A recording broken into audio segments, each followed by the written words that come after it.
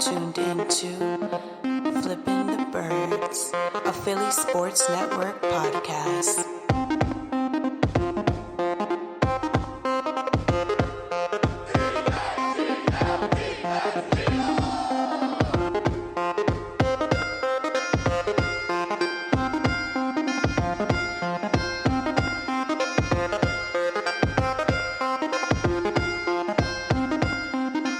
What's going on, Eagles fans? Welcome all to episode 22 of Flipping the Birds. I'm Bryan Cameron, and today we have a special guest filling in for our co-host, Chris Infante, who just welcomed a beautiful baby girl into this world. We brought back the legendary, the one and only Liam Jenkins.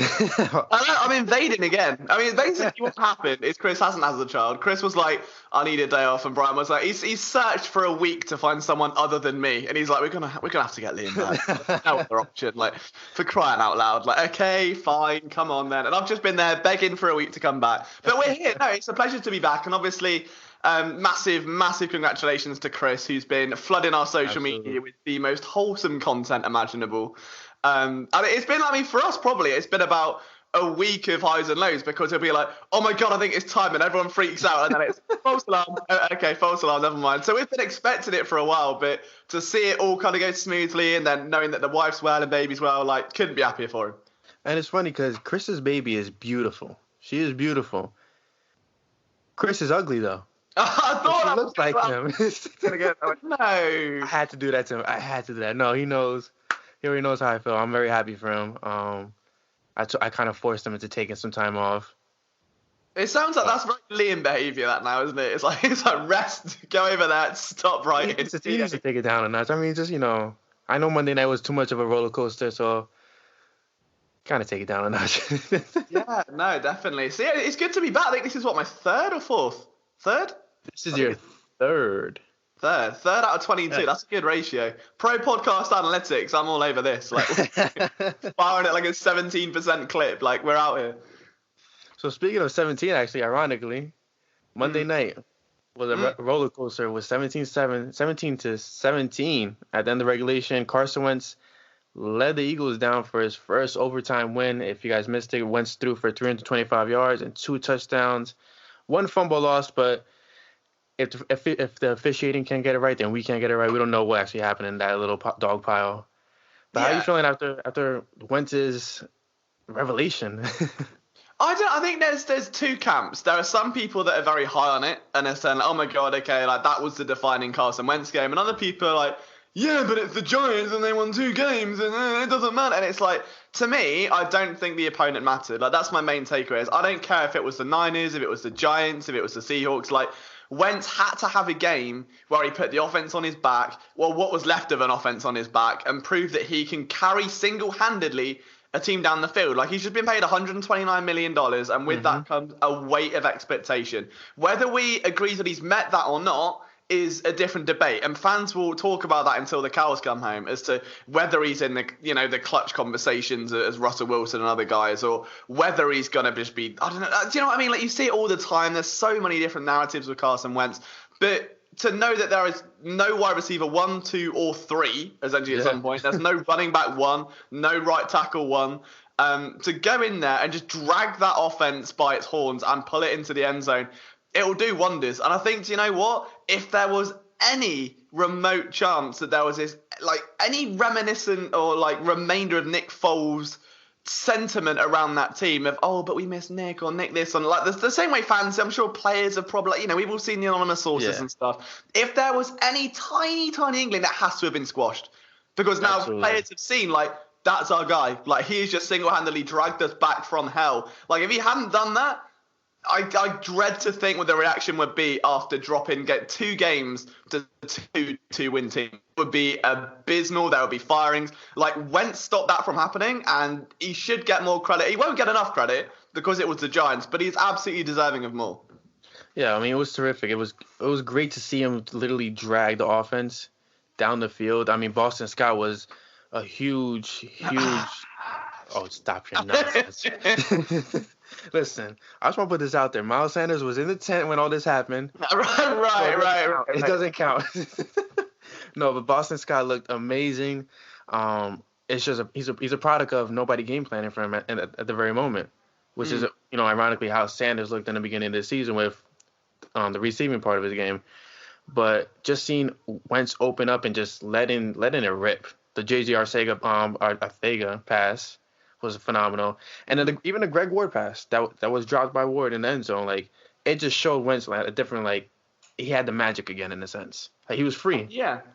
That's it. And I think there's been a transition in recent weeks with the offense. We're seeing a lot more sprint outs and rollouts and design play action. And a lot of people want to go back to the simplified days of Nick Foles in the pocket and make it simple because the receivers are bad. And it's like, well, then you're chaining Wentz into a quarterback that he isn't. Like, if anything, you open it up more so receivers can get into scramble drills and just run around and get into whatever space they can and go from there. And I think that's what we're starting to see a little bit. It's Wentz taking the ownership at the line of scrimmage and beginning to change a lot more. Like, we're seeing a few more audibles out there now.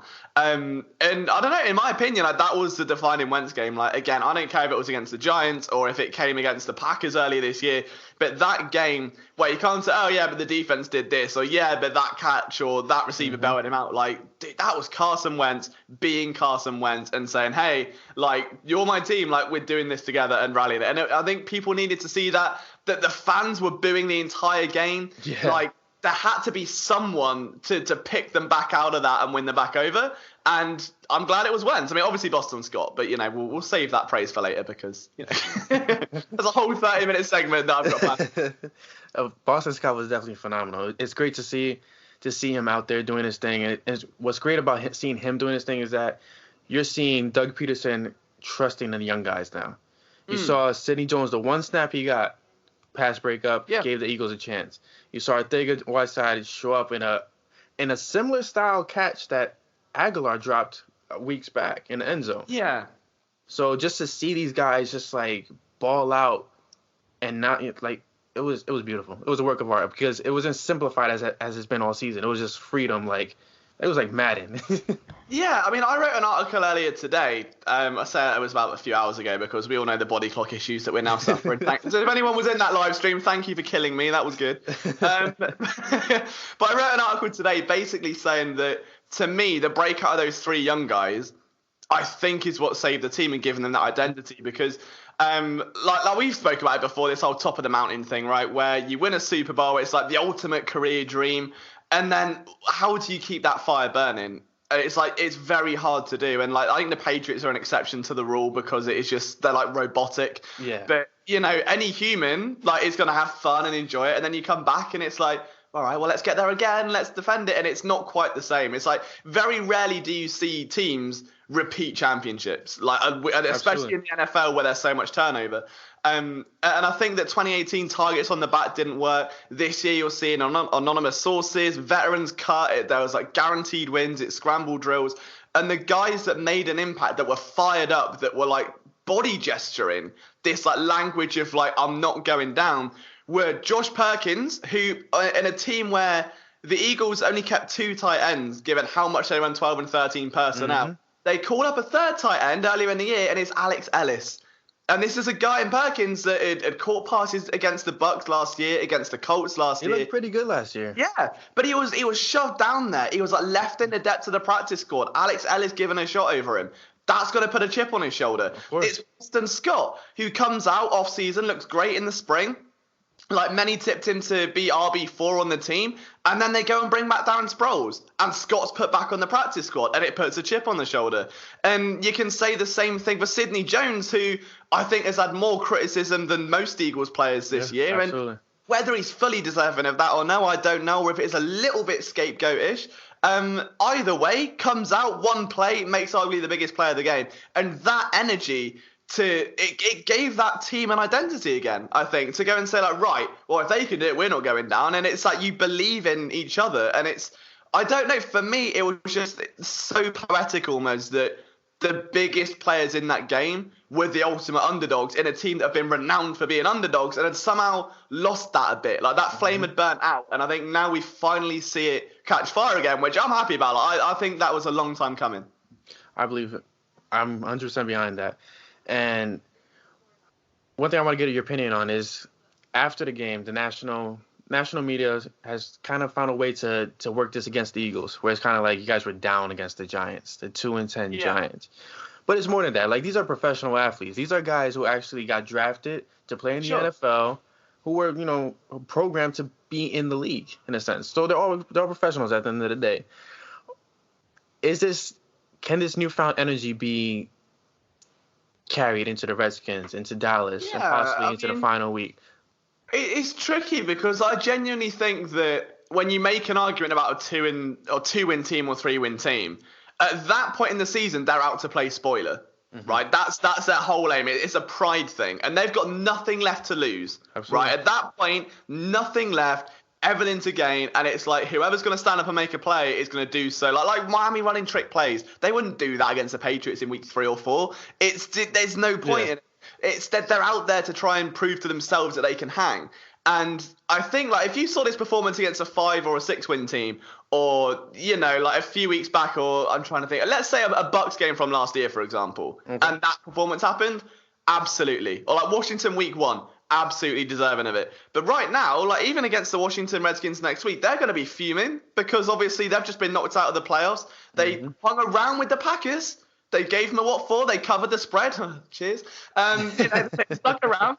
And they're going to be now fuming. And it's all right, well, what can we carry into next year? The Eagles are going to be the divisional winners. Can we hang with them again? They embarrassed us at home. We let a lead slip.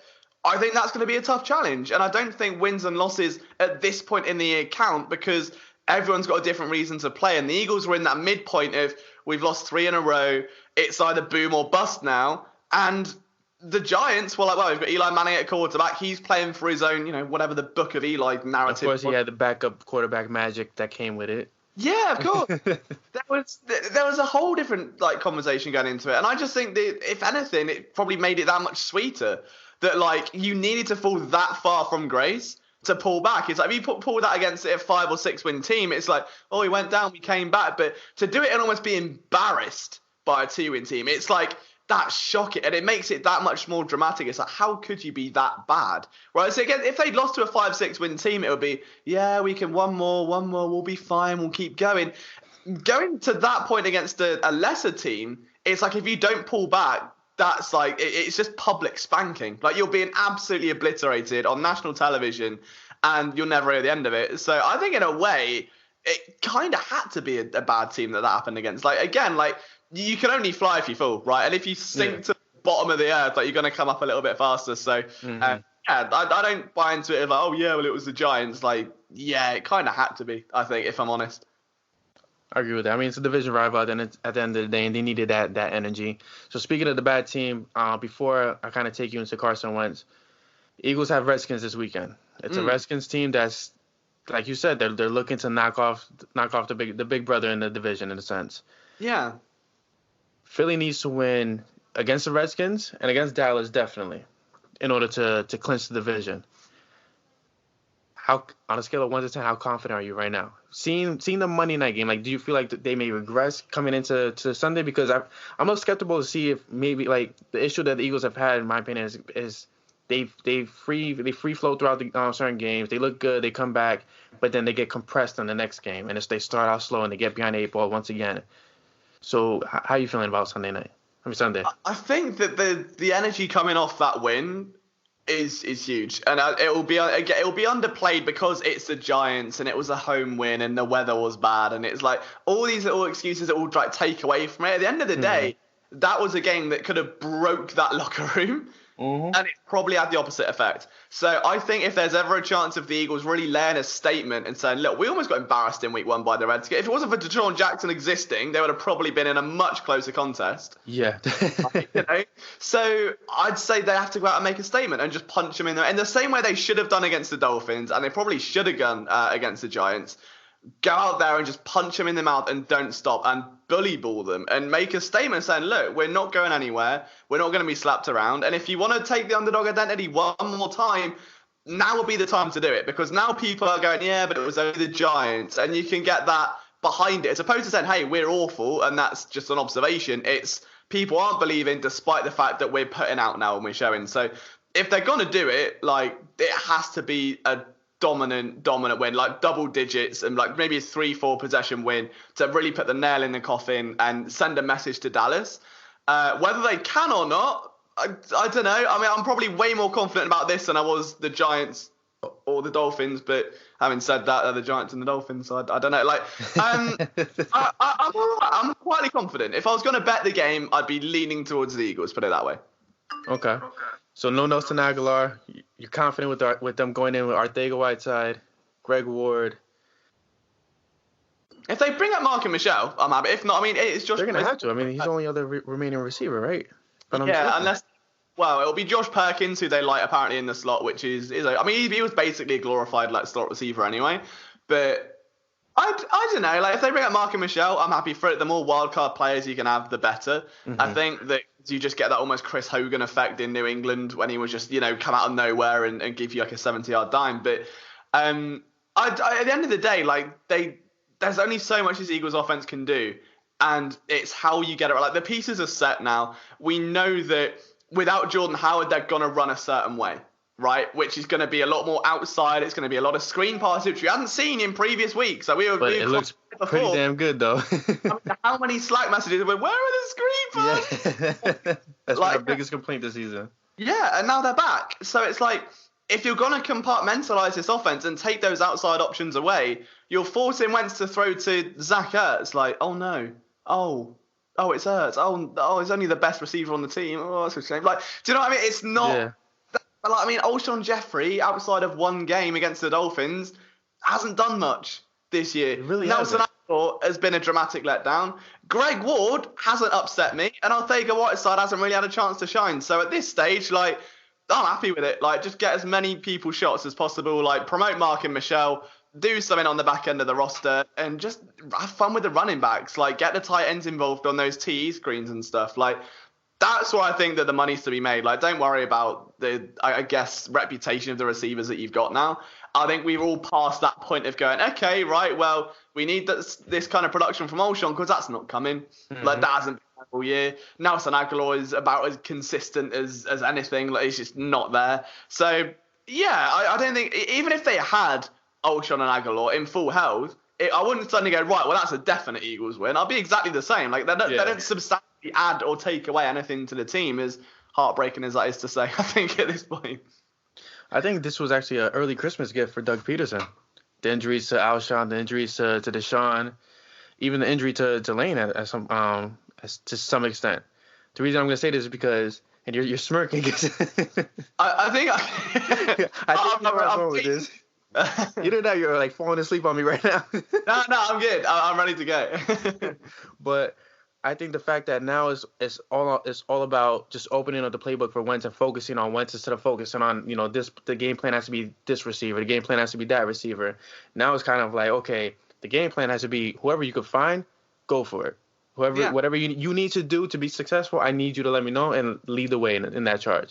And I think Peterson was missing that ever since Foles was a quarterback, because they simplified the offense to a certain degree in where Wentz can't really function in a compressed box. He's not that kind of quarterback. Yeah, it's interesting. And I think that, if you're just going to keep a kid like riding a bike, and you keep the stabilizers on forever and ever and ever, like, by the time you take them off, you're just going to fall. Like, if you just take them off and then stand behind the kid and push him and then let the kid go, as long as you're not me and like fly into a tree, you'll be fine. And it's like that. It's like learning to ride a bike. And I think that if you just take those the only way Wentz was ever going to get away from the things that held him back is just by throwing him into the deep end. And now they've got no choice. Like, there isn't any lean on this receiver or lean on this play or lean on this kind of concept. Like, we're still seeing the mesh stick wheel as a staple concept, but they're not all going to Sanders now. Like, he's having to move it around a bit. We're still seeing like the double China sevens where you've got the two like corner routes, and then it's you're not seeing those go just straight down balls to Alshon anymore. He's moving it around, and because he has to, because if he doesn't, the offense dies. Like, he has to do something. And I think that now, if he can get that mindset moving into 2020, when you probably are going to see a bit of a diversified offense now, like, I'd like to think Alshon is moved or something. Yeah, I think at this point it has to happen. Yeah. Or if not, at least Deshaun Jackson's back and you get yourself a new shiny slot receiver to play with, just something to spice things up, then brilliant, because that's just going to help him in the long run. So I think, you're probably dead on with that, to be honest. So now, Boston Scott, I'm gonna have a crazy take because I feel like I have to. Even though Chris is not here, I need to have the wild take that gets Chris mad. Okay. So the uprising of. Hang on, before you start, anything remotely negative about Boston Scott? It's actually not. It's actually not. You'll be very proud of what I'm about to say. You can post this on your own, and you can cry, and I will fall asleep. You'll be proud of what I'm gonna say. Okay. I think the uprising of Boston Scott is gonna be the reason the Eagles don't re-sign Jordan Howard. And hear me out. They get a healthy Corey Clement next year. Who, Corey's not the bruising back that Howard is. Of course not. I get that. But Miles Sanders is a back that complements Boston Scott enough to terrorize defenses. I would view them as very similar, though. And the thing is, and I'm not coming because I know, like I'm in Team Boston Scott, your Team Miles Sanders very much in this the running back war rooms. For me, Boston Scott especially ran with such a level of assertion and decisiveness. Like he knew where that ball was going every time. He did. The main criticism with Sanders, like coming out of college, like even to this point now, it's just the vision and the patience and the decision making. Like all of that kind of the mentality of where you're going to go. It's too much skipping around behind the line of scrimmage. It's missing. Which could be polished off in sophomore season, of course. And what if he gets past that, like in a whole offseason, then we're going to see a massively improved running back and probably one of the better runners in the league. Mm-hmm. The problem right now, though, is because he wants to take everything wide outside, is that you've got a quicker back in Boston Scott who knows where to go.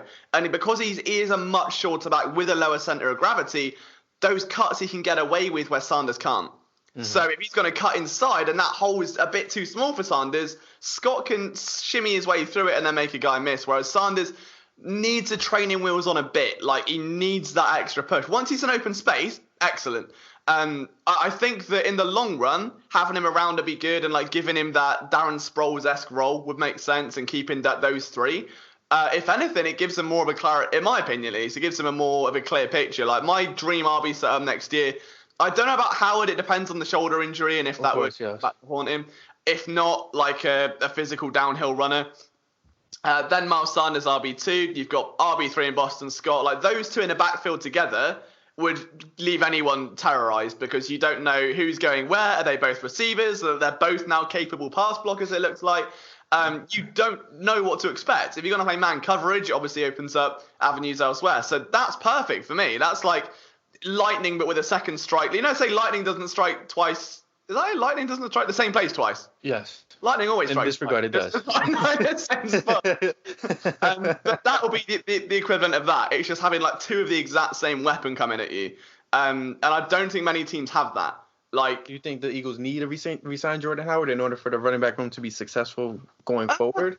Not necessarily Jordan Howard. I'd like it to be Jordan Howard because I think it's clear that he fits it quite well. It's certainly not Jay Ajayi because I don't know what he's doing anymore. Like he's just kind of come back and will run downhill a bit and then disappear. Yeah, he's not the same anymore. I don't. It's such a shame. Like, I think a lot of people were hoping at least that he'd come back and take some of that weight off what would have been Jordan Howard's workload. And instead, it's just like he comes on like 3rd and 6, runs upstairs, gets tired out, and he's on the sideline, like getting oxygen. Like, ooh, okay, we're a bit. I don't know. They needed, in my opinion, downhill runner. I'd like to think it's Jordan Howard because injury is going to make him cheaper at the end of the day. That's something to bear in mind. And then outside of that, Miles Sanders RB2 for another year until he can take that next step. Have Boston Scott. And if Corey Clement sneaks around, maybe, but bearing in mind they parted ways with Wendell Smallwood. Clement's injured again, which isn't going to help him. Yeah, second season in a row. Yeah, so you may even be looking at taking a flyer on, I don't know, I haven't done enough scouting yet on any of the college players. 8 running back from 8 college teams that can run the ball forward. That would be good. So now, focusing away from the running back room, Carson Wentz has been under the most scrutiny at the quarterback position for the Eagles since Donovan McNabb. And one thing I've kind of talked to you back and forth about was Eagles fans McNabbing Carson Wentz. Yeah. Now that he's in a position where it's clear as day that he has no help outside of Zach Ertz and probably the running backs, depending on how Doug Peterson uses them. Wentz's numbers are very comparable to the top quarterbacks in the league. Yeah. But he's still overshadowed by the top quarterbacks in the league. And he's still treated like the middle child.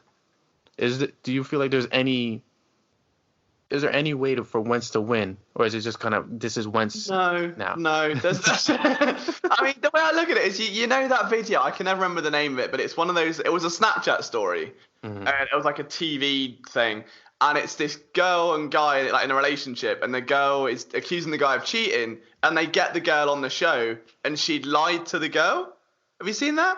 So the guys are saying, I haven't cheated, and the girl's like, yeah, you have, I knew where you were, you met this girl, and she said you slept with her. So the girl he apparently slept with comes on the show, and she's like, yeah, I lied to you because you don't treat him right, and he deserves better. Like, we just went for dinner as work friends. And the girl sat there like, oh. Wow.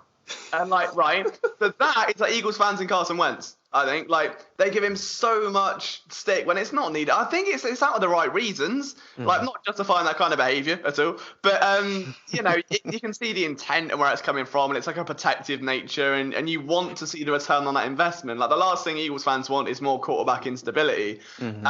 But knowing that this is the second biggest sports market in America, knowing how passionate the Eagles fans are, there is naturally that weight of expectation that, you know, if he was doing that down in Cleveland instead of Baker Mayfield, or in Baltimore or Kansas City, or let's say if you just switched in with Mitch Trubisky, or probably the best one is obviously LA, isn't it, with Jared Goff, right? That would make the most sense in this situation.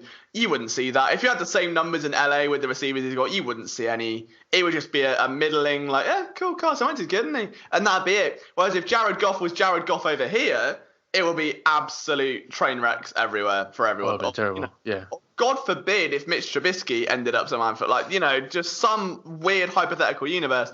Like, it's one of those things that the only way Wentz will ever win is by being Carson Wentz and winning games and winning rings and winning divisions. And that's only going to take time. Like, he's still in his early days of his career. It's his first contract extension. You're in a 5-year window. Like, just breathe. He hasn't had it easy, like, since his rookie season. If you go back through every year, 2016, Dorial Green-Beckham, Nelson Aguilar, Jordan Matthews was their best receiver. Like, Bryce Traynor was a thing. Paul Turner was a thing. He's a rookie, did pretty well. 2017, tears his ACL, watches Nick Foles win a Super Bowl. 2018 offseason, has to miss all of it with a new quarterback coach, new offensive coordinator. The whole offense is still built around Nick Foles for the first few weeks of the season, so he has to then get back on the same page. And now by that point, you are trying to break out of that shadow and say, this is my team again. And then this year rolls around, and you have the perfect setup, and the wheels fall off. Yeah, completely fall off. Like, they literally flew off. Yeah, and it's like the guy can't catch a break. There's been no stability at all in his career, and it's not his fault. And I think the only way that he's ever going to get the hearts of the fans over is by giving it time, and we'll see. But I mean, there's no reason to be, I mean, concerned or upset or worried that Wentz isn't what he's always advertised to be, which is a gunslinger, which we all knew the risks that come with if you go back to like Brett Favre and players like that. Wentz has always been the same guy. It's just that sometimes there'll be mechanical tweaks. That he has bad games, as does every quarterback. He has amazing games, as does every quarterback. But I think for that safe middle ground is a very good middle ground to be on. And I would really, really hate to be a case of you don't know what you've got till it's gone, because they've got a very good quarterback in Carson Wentz. Completely good quarterback. I mean, comparable. He's 22 touchdowns in right now in the season, 7 interceptions. And people say he's overrated. People say he's a terrible QB. Deshaun Watson, if I'm not mistaken, has like 24 touchdowns and I think maybe 11 or 8 or 11 interceptions. And they're calling him a MVP runner-up, kind of in a sense. Like, it's mind-blowing. Even then, though, I think, like, when you look at the Texans and the difference between the Texans and the Eagles, and obviously you've got like DeAndre Hopkins and Will Fuller. Like, that's the dream of what the Eagles like. Right, yeah, exactly. There's weapons all over the spot. And even at running back, like, they're pretty well suited as well. Their offensive line isn't too... Okay, it's fine. We'll leave that. Leave that another day. Yeah, but the way that Deshaun Watson plays is like Carson Wentz 2017. It's very aggressive. It's down your throat. It's, I'll take it and do it myself. No fear.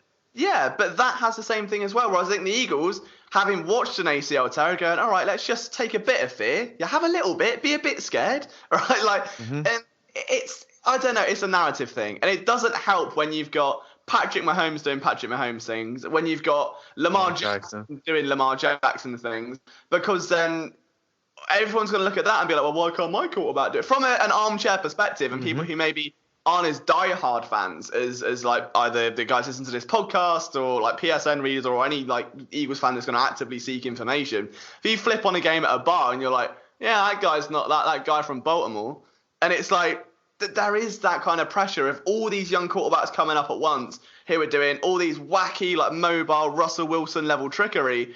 And Wentz, like, isn't quite a pocket quarterback, isn't quite a mobile, and will stand in the middle of them.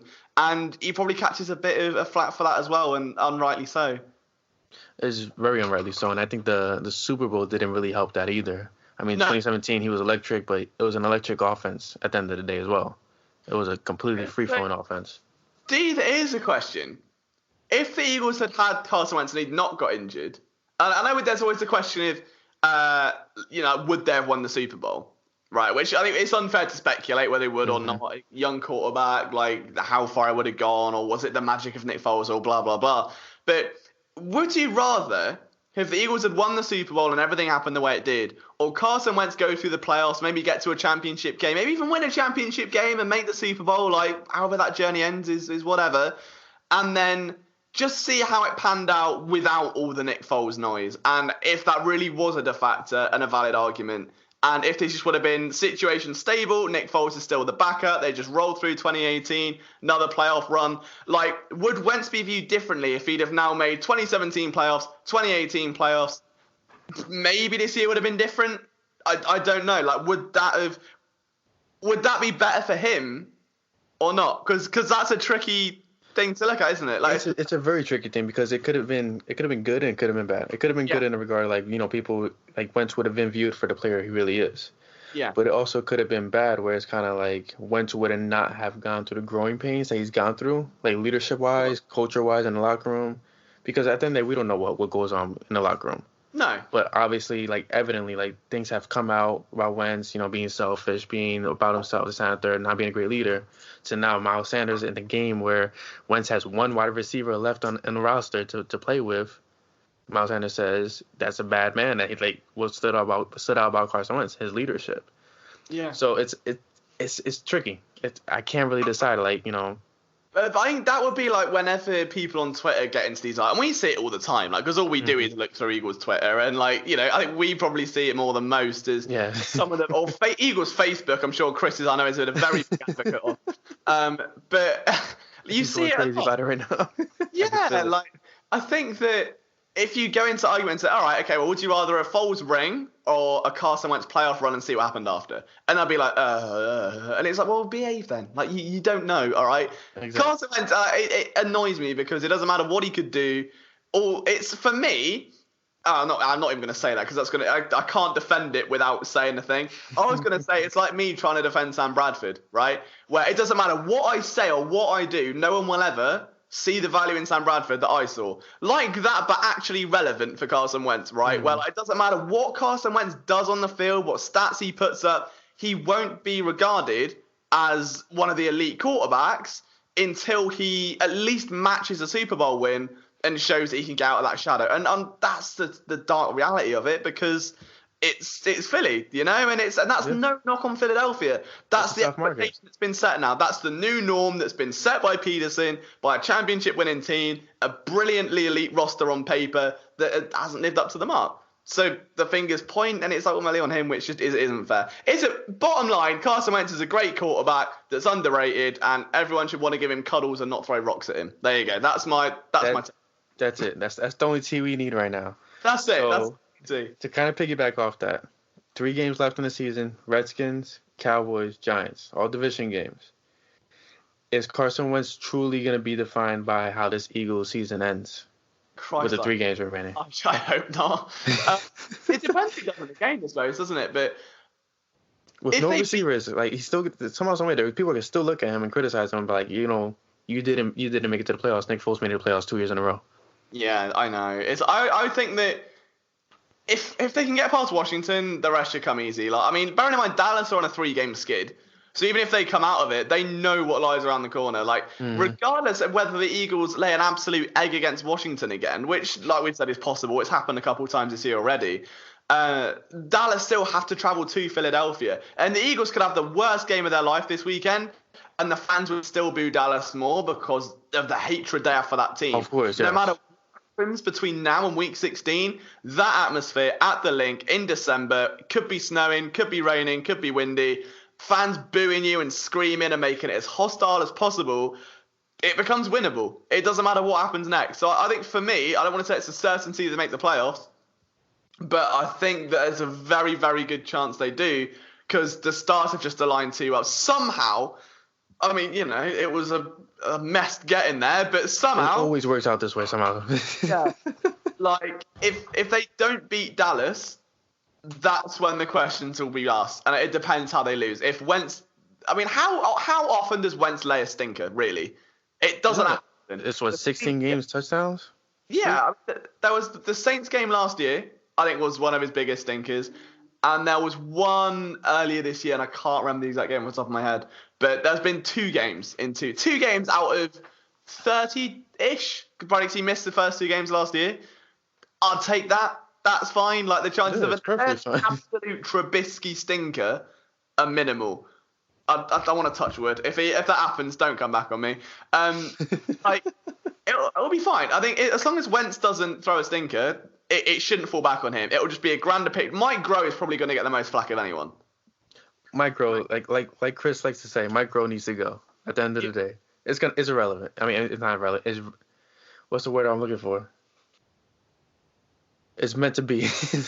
Yeah, it should be set in stone, or at least some sort of shuffle or something. But I think that's going to be the more... If the Eagles' offense dries up, I think we've got to a point in the season now where we've just seen what Wentz can do against the Giants. We've just seen, how Wentz can carry what is left of an offense. And it's like almost something's clicked and everyone's gone, wow, Wentz is putting up all this and there's no one there. Like everyone's seen it all year and suddenly it's only just clicked. So now if it fails, it's like, well, it's on Groh, it's on the coaching staff, it's on the front office. And hopefully that'll detract some of the dark clouds. But yeah, Groh should be out. I don't know about Schwartz. I think Schwartz one stays. of those. It's 50-50 for me. Yeah. It's flip a coin. Positional coaches will need looking at, I think, like wide receiver coach. Absolutely. I've not seen, as much as we love Carson Wentz and we spent the show defending him, I've not seen a single aspect of his game improve dramatically. The lack of discipline is there. Yeah, under DeFilippo, you saw footwork from 2016 to 2017 go up massively. Like 2017 to 18 was the rehab year, so he, hurt his back again. This year, there hasn't been anything where I've gone, wow, between week 1 and what we now 15. The only thing that's changed are the subtleties of like how he goes through reads in the pocket. Pocket presence is still a nightmare, and that's a coachable trait. That's why a quarterback coach exists. So like for me, Press Taylor, without knowing what he does behind the scenes, I would at least look at that and say, hey, you comfy, or do you want someone new to help you along? If Wentz goes out and gets off-season help again, get a new quarterback coach, because that shouldn't have to happen. Well, ironically, Jaguars are cleaning house this offseason. I know, so DeFilippo could be coming home. Could be, should be. Should be. But yeah, I think there should be some moves after this, but if they lose to Dallas, it will be like hellstorm. It will just be unbelievable. But if they make the playoffs, I think it'll probably be a bit softer. Like, I can't see there being any massive changes off the bat. Like, give it a few months till like maybe March, April time. Wait for all the moves to settle from college teams, who's coming up, who's going down, which coordinators are fired, and then they'll take it. There's no urgency or rush to get someone in right away. So yeah, I don't know. I can't see this defining Wentz, but if anything, it'll just define the coaching staff more than anyone else. Do you think that this? I know we're running close to the time. Peterson and Wentz, are they the right pair for each other going forward? Yeah, I'd say so. Why not? Yeah, like I've nothing has told me otherwise. I've not seen like a disconnect between them at all. I mean, like the disconnect, if any, has been front office and coaching staff.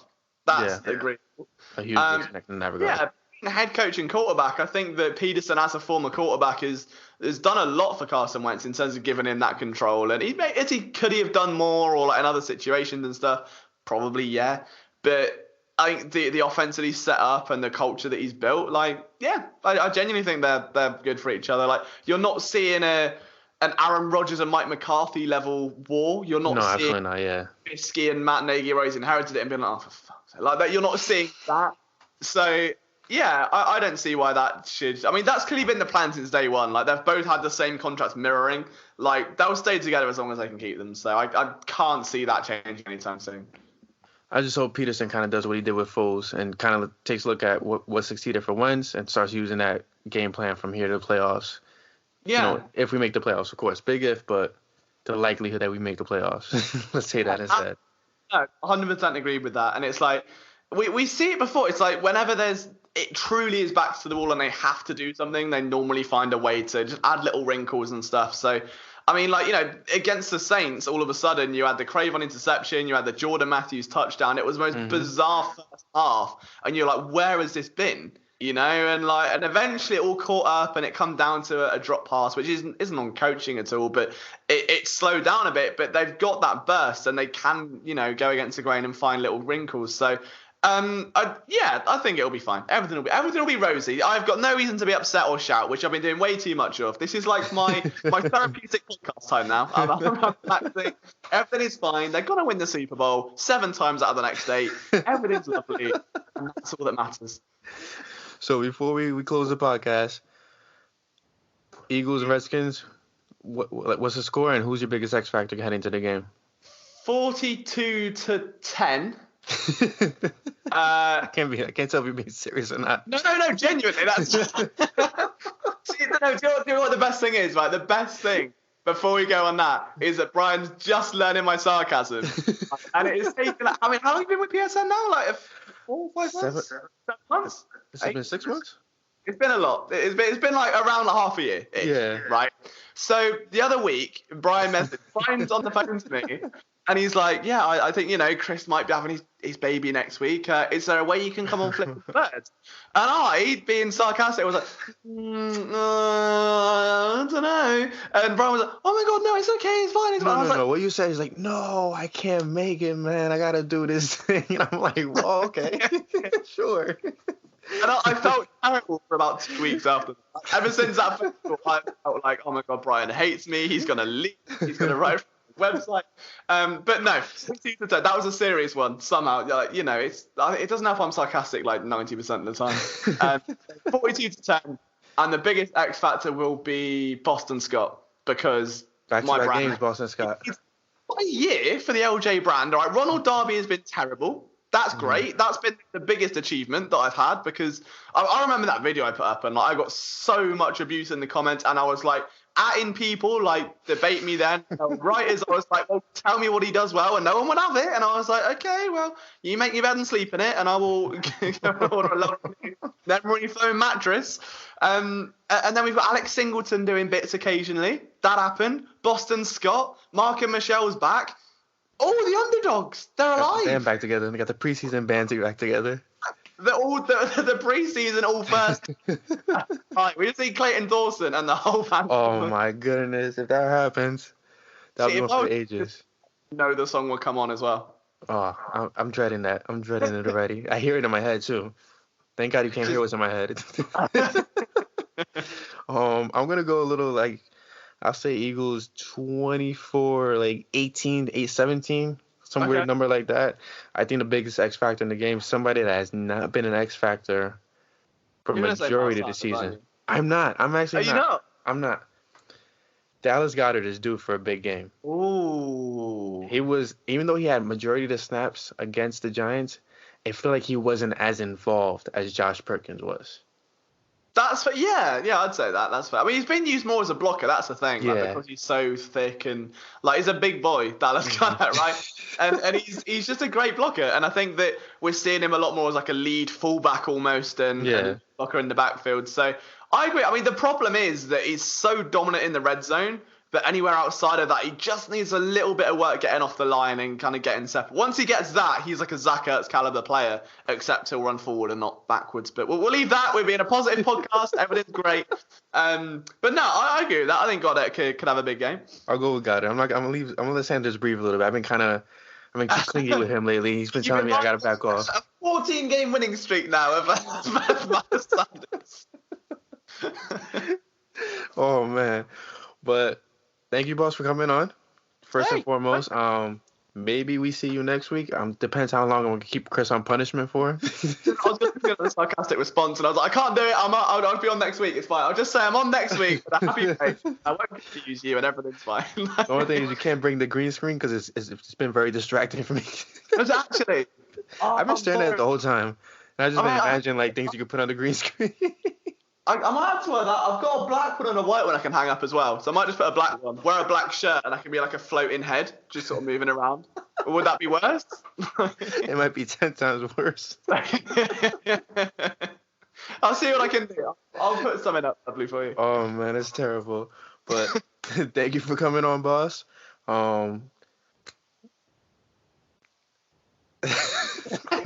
It's the green screen. I just can't stop. We've broken Bryan. He's been staring at like this luminous green. While this is recording, you could just like completely like just change it to like prehistoric times and have a T-Rex behind you and everything. I don't know how to do it though, because like it's normally it's on like video editing in post, so like I don't know how to do it while it's actually. I'll find a way. I'll see if I can. Let's not find a way because you're gonna throw me into the Twilight Zone. No, I'll put the Doctor Who theme on in the background. I'll be like flying around, and that'll be much better. But thanks guys for tuning in. You can find me at bcameron.psn. Is it still Liam Jenkins PSN? Because I know your first account got. Right, there's no need for that. Don't. No, Liam Jenkins PSN is where you can find me in all my my British rants at like 4 a.m. my time. So. And there's sarcasm at 8 a.m. Yeah, exactly. On the stream. I swear, if anyone was in that live, there were a few people in the live stream saying, "Oh, Flipping the Birds is going to be good," and I was like, "Well, now because I'm on it." So. But no, genuinely, if you've listened to both shows, you're the real MVPs. And leave all your opinions in the comments if you're on YouTube. And I might invade again next week. We'll see. Definitely. And Chris, I still love you. Don't worry. You're good. It's like, yeah, it's just a fling. I'm nothing, all right? It doesn't mean anything. He's just a side piece that we didn't have anything to. He just hits me at 3 a.m. going, "You up?" All right, guys. On another note, go Birds.